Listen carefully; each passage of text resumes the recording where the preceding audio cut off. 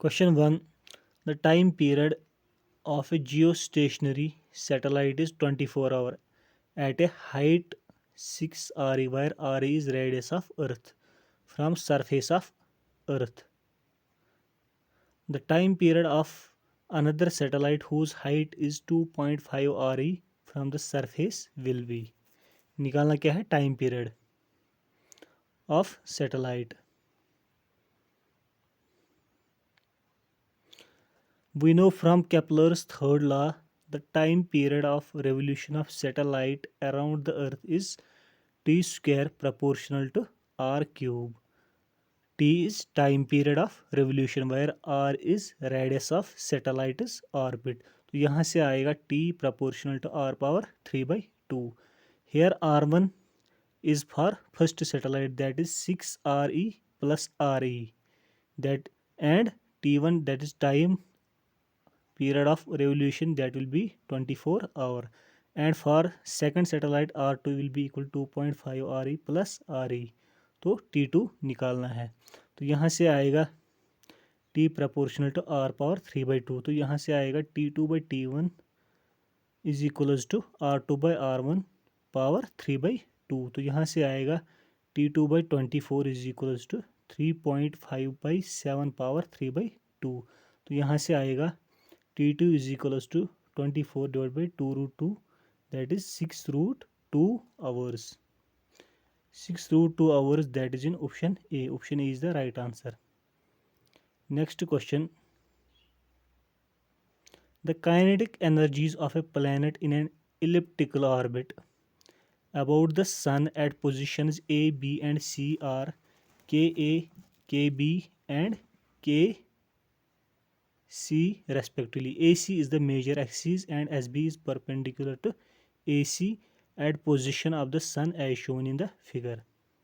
नीचे दिया है, ये जो फिगर है इसमें दिया है AC is the longest और BS is perpendicular to AC.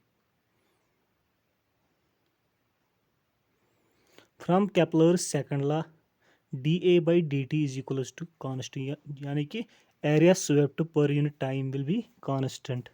तो यहाँ से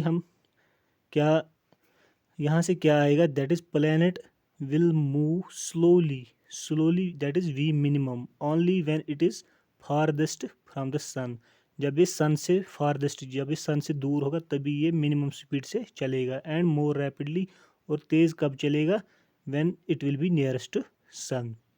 अगर हम यहाँ से देखेंगे ए सी इज़ लार्ज, ए सी नहीं, जो ये नीचे ये पॉइंट है दैट इज़ सन. तो सन से सी तक जो है ये लार्जेस्ट डिस्टेंस, ये होगी लार्जेस्ट डिस्टेंस. और बी से सन तक that will B intermediate distance. और ए से सन तक विल बी स्मॉलेस्ट डिस्टेंस. और ऊपर हमने देखा जो फारदेस्ट रहेगा वो मिनिमम स्पीड से चलेगा. तो V A will be maximum, क्योंकि ये स्मॉलर डिस्टेंस है सन से. तो V A will be maximum और V C will be minimum, और वी बी जो है वो इंटरमीडिएट रहेगा. तो हम कह सकते हैं v A will be greater than v B greater than v C. As we know kinetic energy is half m v square. तो यहाँ से आएगा kinetic energy of A will be greater than kinetic energy of B greater than kinetic energy of C. That is in option B. B is the right answer. Next question. Kepler's third law states that square of period of revolution t of a planet around the sun is proportional to the third power of the average distance r, that is t square is equals to k r cube.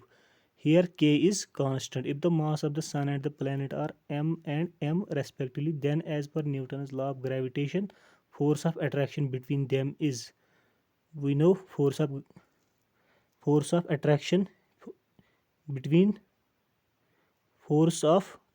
between mass and between m mass of sun and small m mass of planet will be force is equal to g m upon r square, where g is gravitational constant. The relation between g and k is described as, g और k में relation निकालना है.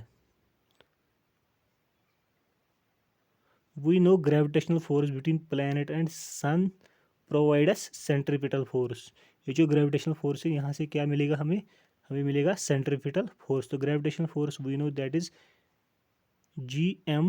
m upon r square, that will be equal to centripetal force, that is mv square upon r। तो यहाँ से v is equal to root over gm upon r।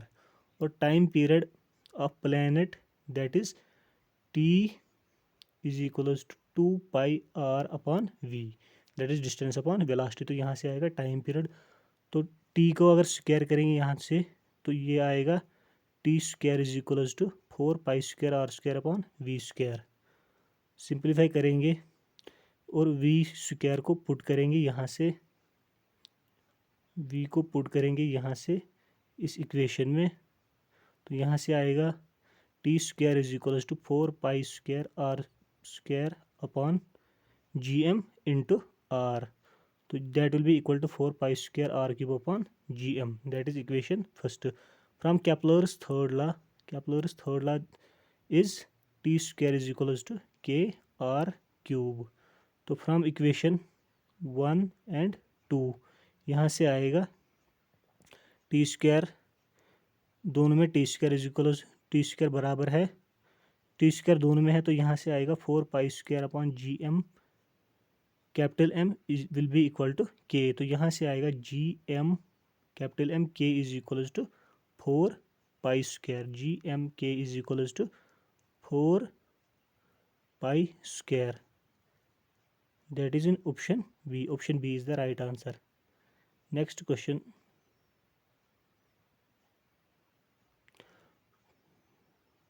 Two spherical bodies of mass m and 5m and a radii r and 2r are released in a free space with initial separation between their centers equal to 12r. If they attract each other due to gravitational force only, then the distance covered by a smaller body before collision। निकालना क्या है, distance covered by a smaller body before collision।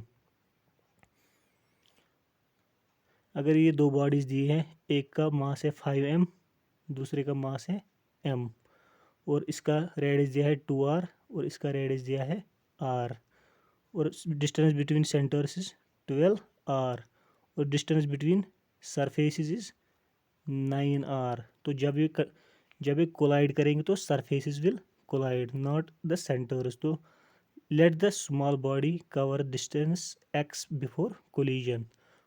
तो centre of mass जो equation है M R is equal to constant, वहाँ से आएगा m into X, let the distance covered by small bodies x, that means mass into displacement, m into X is equal to bigger mass that is 5m into distance travelled by bigger body that will be 9r minus x. तो simplify करेंगे यहाँ से x is equal to 45r minus 5x, that is 6x minus 6x is equal to 45r। तो यहाँ से आएगा x is equal to 45r by 6, that is 7.5r। 7.5r is in option C. C is the right answer. Next question. A geostationary satellite is orbiting the Earth at a height of 5r above the surface of the Earth, r being the radius of the Earth. The time period of another satellite in hour at a height of 2r from the surface of the Earth will be is। निकालना क्या है, time period of second satellite. पहला क्या दिया है, geostationary satellite. Kepler's third law again, t square proportional to r cube, जहाँ पे time है t है टाइम पीरियड ऑफ सैटेलाइट और r है radius of elliptical orbit that is semi major axis.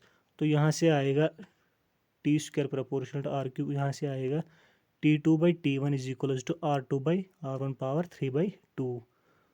तो पहले के लिए जो है, सेकंड के लिए जो है R2 that will be 2r plus r that is 3r, और फर्स्ट के लिए R1 will be equal to 5r plus r that is 6r। इनको पुट करेंगे इस इक्वेशन में तो यहाँ से आएगा 3r upon 6r whole power 3/2, और T1 जो है जियो स्टेशनरी सैटेलाइट के लिए दैट इज 24 आवर। तो यहाँ से आएगा T2/T1 will be equal to 1/2 whole power 3/2, that is equal to 24 over √8, √8 को सिंप्लीफाई करके लिखेंगे 2√2, तो 24/2√2 that is equals to 6√2 hours. 6√2 hours, 6√2 hours is in option C. C is the right answer. Next question. A planet moving along an elliptical orbit is closest to the sun at a distance r1 and farthest away at a distance r2. If v1 and v2 are the linear velocities at these points, then respectively, then the velocity ratio v1 by v2. v1 जो है वो किसके लिए है, जब planet है closest to सन, और v2 और r2 है जब फारदेस्ट है सन से। अगर हम एंगुलर मोमेंटम कंजर्व करेंगे तो यहाँ से आएगा angular momentum initial is equals to angular momentum final. Angular momentum initial के लिए mv1r1 is equals to mv2r2, जहाँ पे m is mass of planet, v is velocity of planet and r is radius of orbit. But v1 is velocity of planet when it is closest to sun, and v2 is velocity of planet when it is farthest from the sun. तो यहाँ से simplify करके आएगा v1r1 is equals to v2r2, which means v1 by v2 is equals to r2 by r1. v1 by v2 is equals to r2 by r1, that is in option A.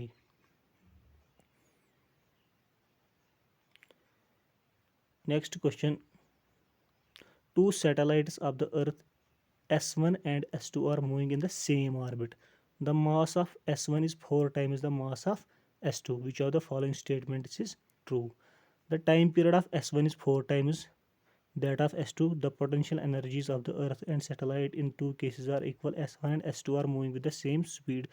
The kinetic energies of the two satellites are equal.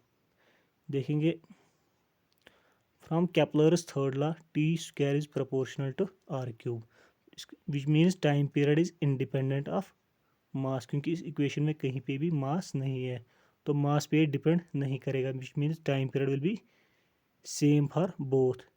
And potential and kinetic energies are mass dependent. They depend on mass because potential energy is mgh and kinetic energy is half mv square. दोनों में मास आ रहा है तो दोनों depend करेंगे mass पे, which means mass of and given is mass of S1 is 4 times mass of S2, but as they are orbiting in same orbit that means they have equal orbital speed. तो देखेंगे option equal orbital speed, that is in option C. C is the right answer. अगर B option देखें the potential energy of earth and satellite in both cases are equal, क्योंकि वो मास पे depend कर रहे हैं तो वो इक्वल नहीं हो सकती, और टाइम पीरियड भी सेम होगा, तो इसमें ऑप्शन में दिया है 4 टाइम्स, दैट इज रॉन्ग। तो the right answer will be C. Next question. The figure shows elliptical orbit of a planet M about sun S. The shaded area SCD, that is this area, is twice the shaded area SAB, that is this area. If T1 is the time for the planet to move from C to D, इसके लिए T1 time and T2 is time from A to B, A से B के लिए time T2, then निकालना है time में relation.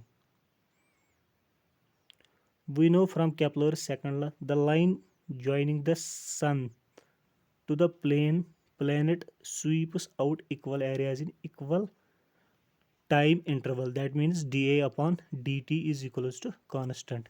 यानी कि जो एरे स्वेप्ट करेगा that is constant per unit time. Per unit time जितना ये एरिया स्वीप करेगा that will be constant. और A1 तो यहाँ से आएगा A1 upon T1 is equals to A2 upon T2, where A1 is area SCD और A2 is area ABS, और T1 is time from C to D and T2 is A to B time. ये given है question में. तो यहाँ से आएगा T1 is equals to A1 by A2 into T2, और गिवन क्या है अपने पास A1 is equals to twice A2, तो यहाँ से आएगा T1 is equals to twice T2. T1 is equals to twice T2 is in option C. C is the right answer. Next question. Two spheres of masses m, small m and capital M are situated in air and the gravitational force between them is F. The space around the mass is now filled with a liquid of specific gravity 3. The gravitational force will now be. Gravitational force जो है Newton law of gravitation से आता है, that is F is equal to G M upon R square. हम यहाँ से देख सकते हैं कि जो ग्रेविटेशनल फोर्स है वो डिपेंड नहीं कर रहा है किसी मीडियम पे डिपेंड नहीं कर रहा है. तो that means that means the force of gravitation will remain same, that is F. That is in option D. Next question. The period of revolution of the planet A around the sun is 8 times that of B. क्या दिया है? Period of revolution, that is time period. The distance of A from the sun is how many times greater than that of the B. दिया क्या है? निकालना क्या है? Distance of A is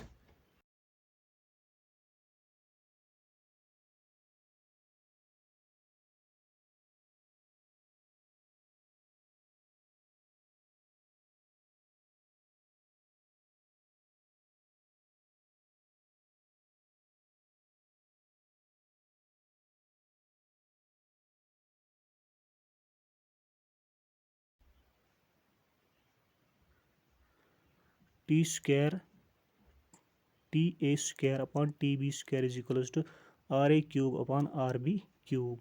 तो सिंप्लीफाई करके आएगा यहाँ से RA upon RB will be equal to TA upon TB whole power 2/3.